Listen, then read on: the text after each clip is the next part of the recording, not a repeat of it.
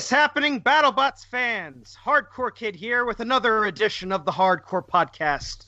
Stafford has just thrown another interception to the New York Jets, and today we're going to be talking about BattleBots. We are up to episode 16, which is the penultimate episode before the end of the main show. And joining me for this review, I have Otaku Nate.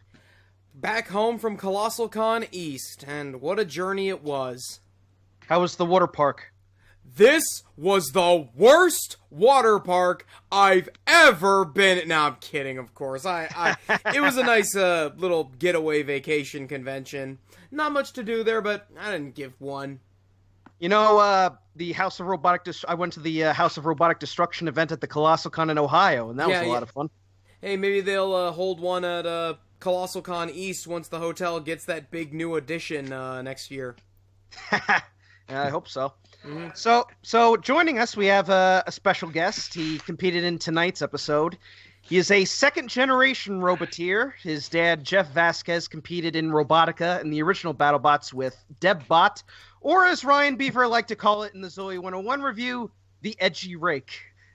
It is Matt Vasquez. How you doing, Matt? Hey guys, I'm doing well.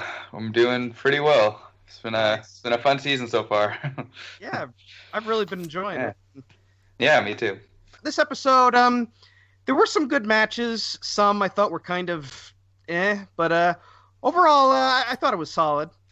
Yeah, I thought it was a solid episode. I mean, especially the shipping, Warhawk one. That one was fun to watch. That was a good fight. How about you, Nate? I thought this was an entertaining show. I gotta look at the card, but I think there was only like one bad match on the entire thing, but I was entertained from start to finish on this episode. Yeah, so anything else, Matt? Yeah, I mean, I think all the fights were good. I mean, our fight with Warhead, I mean, especially, that was a really fun fight, just super active. It was a Overhaul versus Witchdoctor. That was a decent fight. It was kind of quick. But I think it could have been better, but it was a good one. Who else was in this episode? It was Reality, the main event. Reality Mohawk.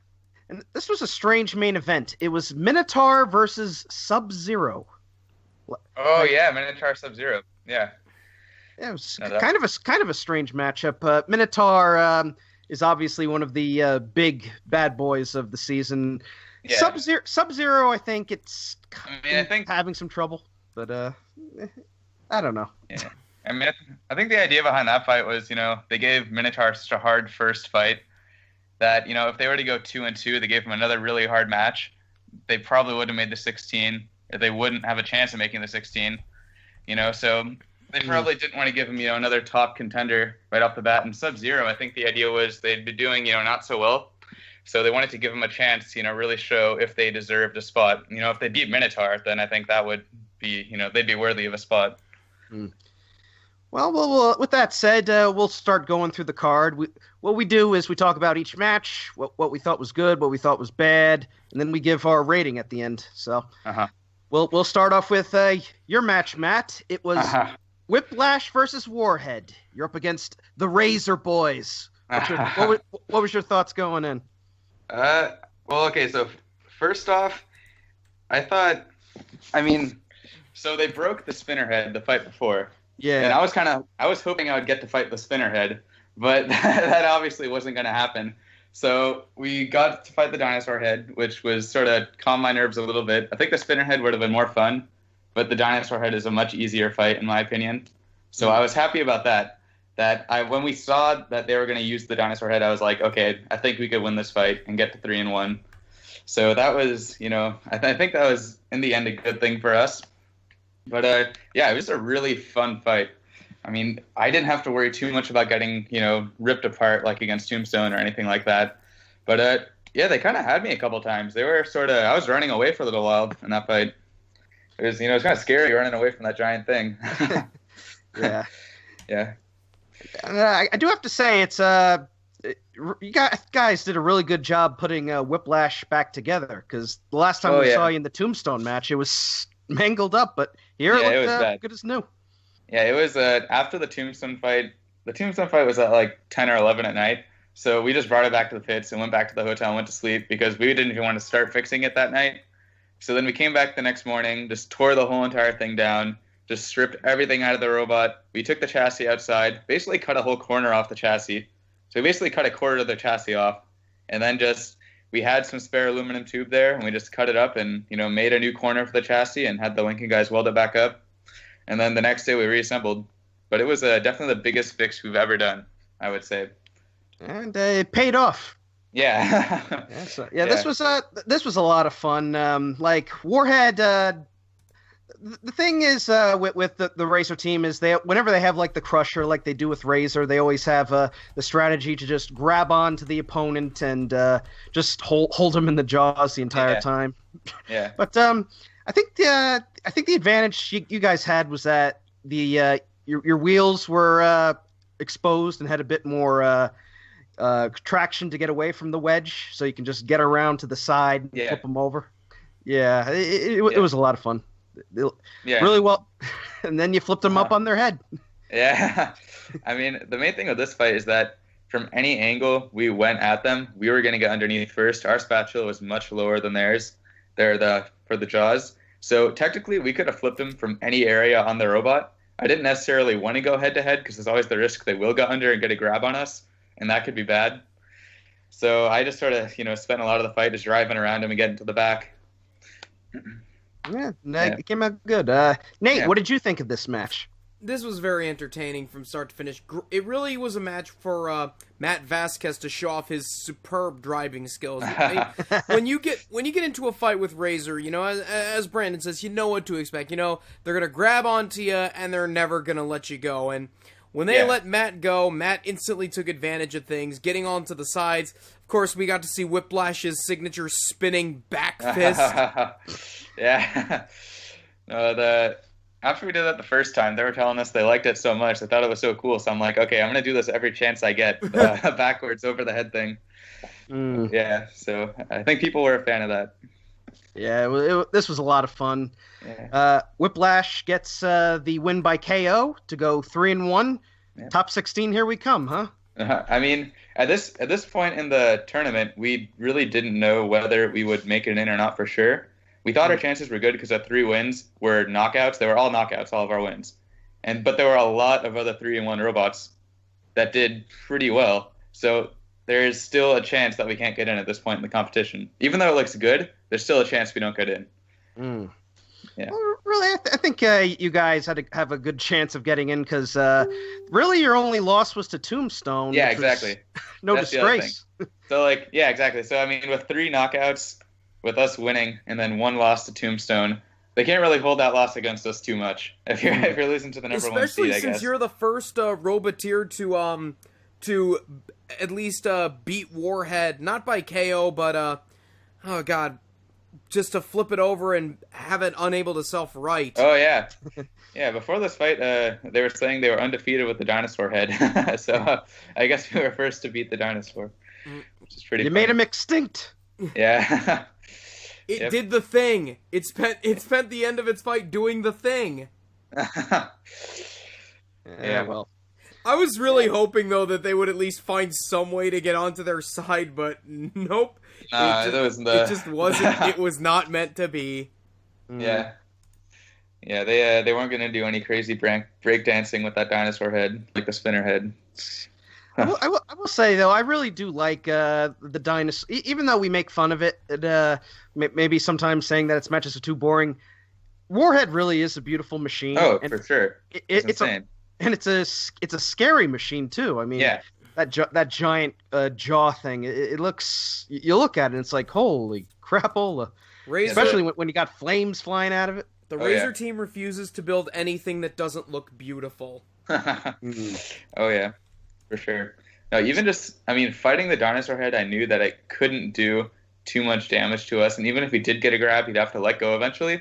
But the thing is just so massive that, you want to run away from it. You don't want to attack it. It's really interesting. Yeah.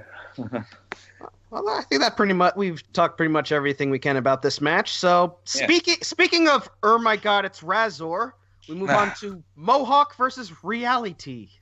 I gotta say, this was Reality's big chance to prove itself, and it did, because it seemed to be suffering from reliability issues throughout it.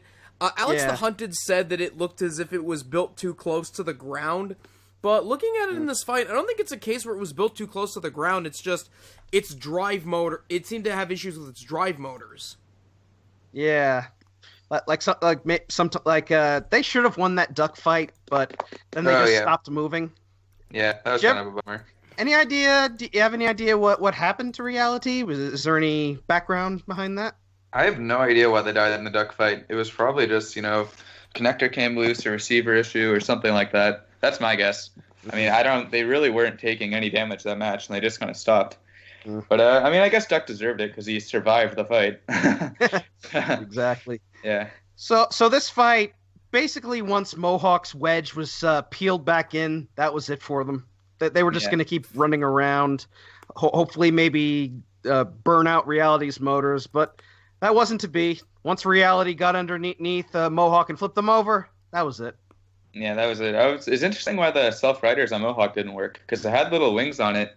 They put them back on for this fight, but they didn't self-ride the robot, which I'm not sure what went wrong there. I'm guessing like the transmitter must have cut out or something. Yeah, I think the crusher stopped working too, so I think they're on the same radios. Maybe that has to do with it. But yeah, I don't know. I think that was a good fight for Reality to just sort of really show what it can do and get spun up and get a bunch of good hits. I think they knew they were lower than Mohawk and they didn't really have to worry too much about actually getting crushed. So I think they just use this fight to see how well their weapon works, and I don't know. They sort of had bad luck the first part of the season. Yeah, well, I think they've made a good comeback, and Reality. Yeah. If you don't include the U.S. versus the World Special, I believe they're now 2-2. Yeah. So I mean, another cool thing about that robot is I think they're the first heavyweight to do an actual hub motor in their weapon. So they have a brushless motor in the drum, and it's so reliable. It doesn't necessarily spin up super quickly, but it didn't stop working, which is pretty shocking to have a hub motor in a robot that big. So, I mean, kudos to them for doing that. Yeah. If you don't know that what a hub motor is, essentially like the motor is built into the drum, essentially. Yeah. So rather than using like a belt to power the motor, like Minotaur does, it's basically the whole motor is just spinning around inside the drum. It's really cool. Yeah, I think before that, the biggest robot to do it was like maybe a 12 or 30 pounder at most, and they just went straight to heavyweight and it worked fine. Yeah, which is pretty impressive. Anything to say about this match, Nate? It was fun, even if it was a bit of a squash. Of course, you got one of the Bales brothers driving, so that's going to be entertaining. Yeah. Yeah. I did like how Reality was able to beat Mohawk by crumpling up the wedge. Yeah. Gotta get a better wedge. Yeah, I think it was after like one or two hits. The thing was just bent so much it wasn't getting underneath anything. So yeah, I think they just need they need a floor scraper. That's the thing. Yeah, so, I don't know. So Reality ends up getting the knockout and goes 2-2. Mohawk is 1-2, I believe. Or do they have one more match after this? I don't remember. We'll see. There's one episode left, so we'll find out. Yeah. So the next fight is Warhawk versus Freeshipping, and this is the best match of the night. This is my favorite too. I was in stitches the entire time. I mean, how many forks has Gary Jin gone through? I don't think it's a case where he went through a bunch of forklifts. It's a case. I think he had like a bunch of belts on him because, like how many times did the chain on that forklift break? 3. I mean, I don't know. I mean, I just remember the whole forklift getting torn off and being swung around like a flail on that chain. It pulled the nuts too. Oh God, Gary Jin. Like you have Gary Jin in this match. I actually had Freeshipping winning this match because Warhawk has been having reliability issues, but this match was all Warhawk, and Freeshipping was just running all over the place like a drunken forklift driver. And Gary Jin, ask any Roboteer who's in the know, Gary Jin is one of the best drivers in the business, but in this match, though, this was Gary Jin like you've never seen him before. I think he had one alcoholic beverage that shares his last name too many. To give him credit, in the very beginning of the fight, you notice he gets one little lift on Warhawk. I think it was the first time he actually used the forklift to lift someone up.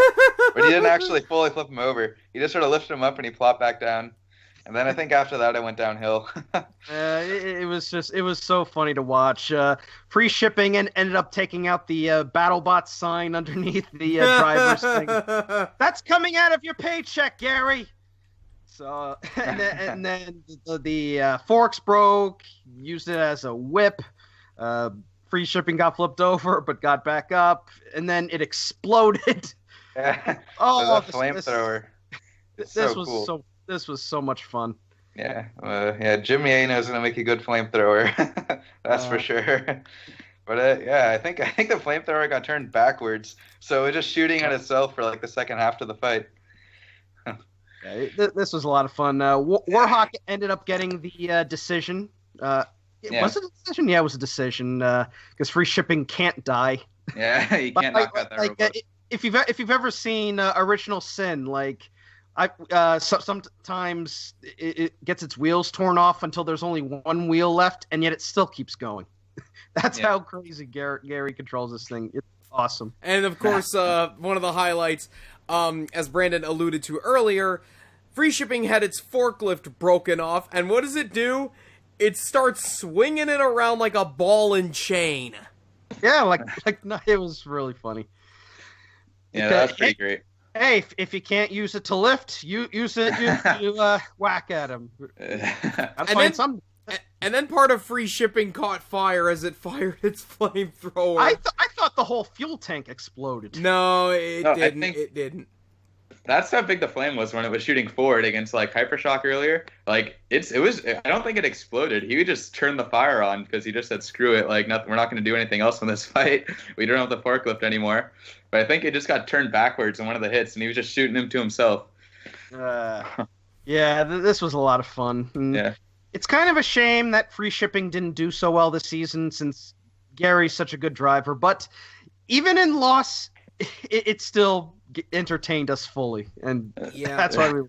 I have the feeling that if they didn't have that active weapon rule, and Gary was allowed to enter Original Sin as is, things would be much different. But hey, I'm not complaining.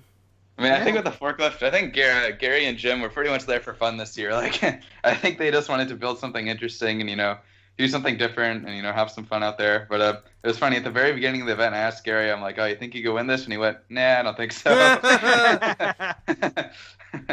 But he's a funny guy. So, in the end, Warhawk got the win. It's 2-2, so... Lots of 2-2 bots this season, and who knows which one? We have no idea which one will make the top 16. And I'm kind of hoping Warhawk because I really like the look of it. So really cool robot. Yeah, so we'll find out. Oh, this next match: Overhaul versus Witchdoctor. Oh, poor Charles. You know what the big problem with Overhaul is? The lifting arms don't have enough reach. Yeah, well, I think that it's the opposite effect. It's like, what's with the dual wedges that they have? Like the two systems. I understand that it's supposed to hook an opponent underneath, but unless your opponent has no base panel, that's not gonna happen. Yeah, like if you look back at the original Overhaul from season 1, it had the the dust pan lifter to it. Yeah, that worked. Cool. This one it just like it couldn't get under Witchdoctor. It couldn't get under Warhawk. It's just like and it's like I'm not saying Overhaul's a bad robot. I mean, I've seen the featherweight version in action and it's really good.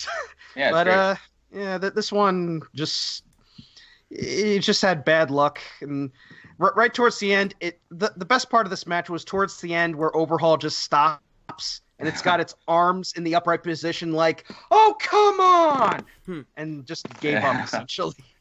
Yeah, I was surprised Overhaul couldn't get underneath Witchdoctor, because Witchdoctor's wedge, like the plate on the front, it's not scraping the floor. It's got a good 1/8 inch to 1/4 inch of ground clearance.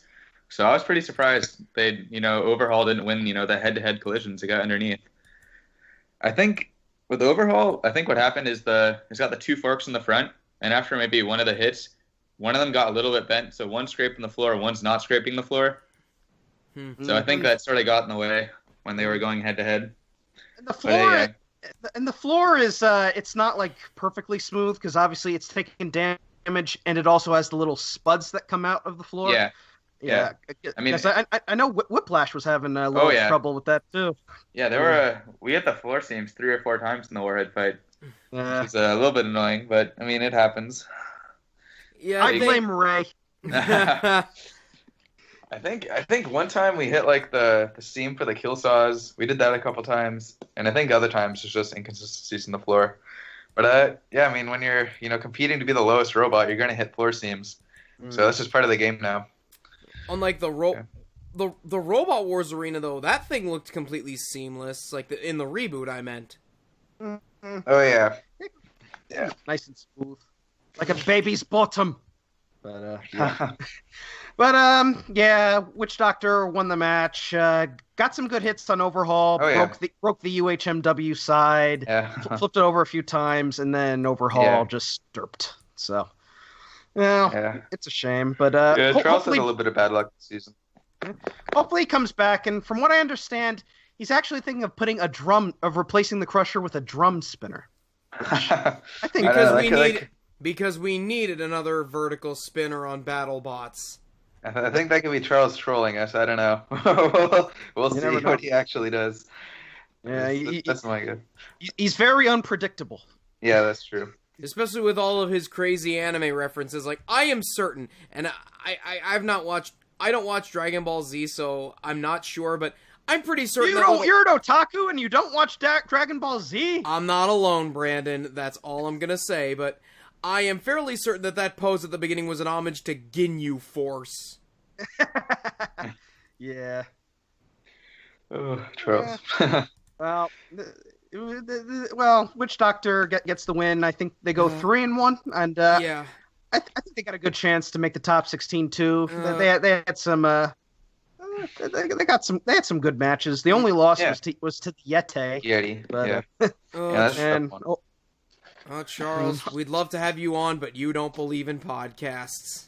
Yeah. Well, hopefully we'll see Charles back in action. I think he's going to go into the Franklin Institute event. I don't know, but we'll see what happens. So I'll corner him and ask him to come on. How about that? Yeah. Do what Diamanda Hagen did in when we did the Fritz the Cat review. Just lock us up in a room and record your voice.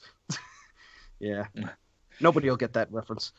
So the main event, there was no bonus segment this week except for Botopsy Report, which no one cares about.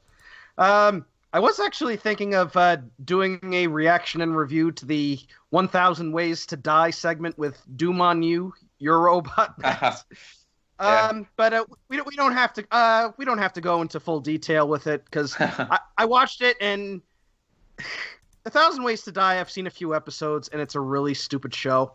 And for sure. One thing I've noticed is that a grand majority of the deaths are usually anal related. Like maybe they die versus diarrhea, or sometimes a guy who's weightlifting accidentally craps his organs out his butt, and he ends up dying not because his organs went out his butt, because he had a heart attack from seeing his organs come out of his butt. Because that's logic. Yeah. So essentially, this segment had this geek testing out all his BattleBots and decides, hey, I'm going to make my BattleBot even cooler. So I'm going to put this giant spinning lawnmower blade and an autonomous sensor from a Roomba, because that'll totally make my robot better. So guess what happens? What? The autonomous system he goes to try and, I guess, plug it in or out, and the robot and Doom on You goes complete muffins and cuts off 3 of his fingers, then slices off his foot and just devours him. The end. And you know what the best part of it is that they say, oh, it's all based on a true story. I would hope not. Has anyone died in this sport yet? I don't think anyone's died yet. No. Except when it's not CSI. Yeah. Only on TV. Oh, only on TV. But I will say the best part of the episode, Ron Perlman as narrator. Slade narrated your segment. Isn't that cool? That's funny. Yeah. It's stupid, but hey, I'm glad I got it out so I don't have to review it ever again. So we'll move on to something better, and that's the main event, Minotaur versus Sub-Zero. And essentially, yeah, it was basically a squash. Yeah. Sub-Zero, they finally figured out, they finally upped the power on the flipper since they were having trouble with their flipper power. The biggest problem is they made it too powerful, and it kept flipping itself over. Yeah. And Minotaur just basically kept getting hits on it, ripped the entire top off, messed up the flipper. Just a complete classic Minotaur mauling, and I loved it. It was funny. It was really great. I give all the kudos in the world to Sub-Zero for lasting to near the very end of the match. Yeah, that robot was so twisted at the end of that fight. Like, I didn't realize how bad it was at the event, because I don't think I got to watch that one at the event. But, on TV, you could just see it was so twisted. Just like the bottom of the robot was just all crunched, and it was not good. It was fantastic. Like, there were a lot of really good hits, but, Sub-Zero, the flipper looks powerful, but it just lacks the reach of Bronco or an Eruption. Yeah. I think because, believe it or not, this is actually a rematch between the two teams because many years ago, Sub-Zero had a match with Toro. I think it was a middleweight match, and Sub-Zero got the win. So this was a little bit of a grudge going in, and Minotaur was the better improved, and Sub-Zero, just didn't have it up. And the middleweight Sub-Zero was brutal. For a flipper robot, Sub-Zero has a rather high ground clearance on the sides. I think they've had a rough season. I mean, they had to fight Captain Shredderator. They had to fight Huge, and they had to. That was the worst fight for them. Oh yes, Huge was just like, what could they do to Huge? You can't flip that robot. There's nowhere to get underneath it. It was both the worst and the best fight at the same time. Yeah. But this was all Minotaur, and hopefully we'll get to see Sub-Zero back. And I have actually seen this robot on display at the Franklin Institute, and even though it's a little bit of a glass cannon, it's a beautiful machine. I've seen the insides. It's got the little Shremek arms on the sides. It looks really cool. And yeah, it's a cool looking robot. I hope we'll see them back again. Oh, I'm sure we will. Yeah, so Sub-Zero is out 1-3, and Minotaur is 3-1, and another good chance. Oh, I think that they're definitely top 16 material at this point. Mm-hmm. Oh yeah, all their wins weren't, I guess, necessarily the toughest opponents, but they pretty much just dominated all of them every fight they won. So and their one loss, like us, was a tombstone. So I would say it's a safe bet that they make it at this point. Yeah. How about you, Nate? Anything left to say? Well, Minotaur is pretty much a lock for this, as with most of the other vertical spinners we've seen this series, because that's all this series has been, really. I mean, I'm gonna go to the battle. Would you rather it be filled with flippers or a mix of both? Mix of both. Oh man. Well, fear not. Whiplash gave us both a flipper and a spinner. It's more of a lifter. It's more of a lifter than a. I'd say we're 75% lifter, 25% spinner. Mm-hmm. I think we could do almost just as well without the spinner. It just adds a little bit of extra fun, kind of. Just we could do the backwards thing, and like with hypothermia, we actually got a good hit. But I mean, if we had to choose one of the weapons to keep on the robot, it would for sure be the lifter. No question. Yeah. Absolutely. Yeah. So, that pretty much covers this episode. And while there were a couple matches that were kind of there were. I thought this it had some good moments, some good matches here and there. So overall, sure. I'll give it a 7. I'll give it a 7 out of 10. I'm gonna give I it. would say, What? No, I would say the same thing. 7 probably. I'm gonna go against the grain, and I'm gonna give this an 8 Hey, because it was thoroughly entertaining from start to finish. We had a really good match between Whiplash and Warhead with a great finish. The Reality versus Mohawk match, I was just happy because I got to see Reality actually do something. The Sub-Zero, Sub-Zero versus Minotaur was a squash, but it was at least an entertaining squash because Sub-Zero almost lasted the full 3 minutes. And Overhaul versus Witchdoctor, well, it was fun seeing Charles Guan again. That was it. And Warhawk versus Freeshipping was a riot. So yeah, I think that pretty much covers this episode. We covered all the fights. We covered the 1,000 Ways to Die segment. And were you able to get all the fake blood out of Doom on you after that segment? I think there was a lot in there for a while. I think we were cleaning stuff out of the robot for years to come. We'd find little stuff in there. Yeah, but I think now it's been retired. I don't think there's anything left in it. Yeah, that pretty much covers it. Next week is the last episode of the undercard, the underseason, until the main championship. Lots of good machines to go through. A couple undefeated machines, a couple 3-1, a couple 2-2, and it'll be interesting to see which bots the fighting committee will pick out. Yeah, it's crazy how far the season's gotten. It's getting close to finishing at this point. What are we on, episode 16 or 17 now? 16, next week 17. I think next week's going to be like the Rumbles to determine like the final wild card. Oh, yeah. Yeah, okay. Oh, I definitely look forward to that. Oh, that's going to be good. I heard it's like only going to be 5, but I've heard anywhere between 5 to 10, but anything more than 3 is going to be a big thumbs up for me because I just love the carnage. Just make it a 10 robot rumble. Yeah, it's a lot of desperate robots wanting to win, so they're all definitely going to give it their all. Yeah. So I guess that pretty much covers it. Fun episode, really dumb 1,000 Ways to Die episode, and I think we'll see what the next week is going to look like. As far as I know, I think the main event of next week is going to be Huge versus Ice Wave, but don't take my word for it. But right. I do know that is going to be a match, so we'll see how that happens. So any events coming up for you? I know there's going to be in, I think, late October, we're going to have a 12 and 15 pound event down here. But other than that, I'm not sure. Maybe I'll go to Motorama again. We'll see. Hey, nice. If I have time to build something. That'd be fun. And hopefully beat out the quickly filling up card on the builder's database that always yeah, really.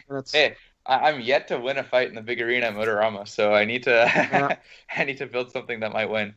I'm thinking maybe a little Whiplash, 30-pound Whiplash. Hey, there we go. Fun.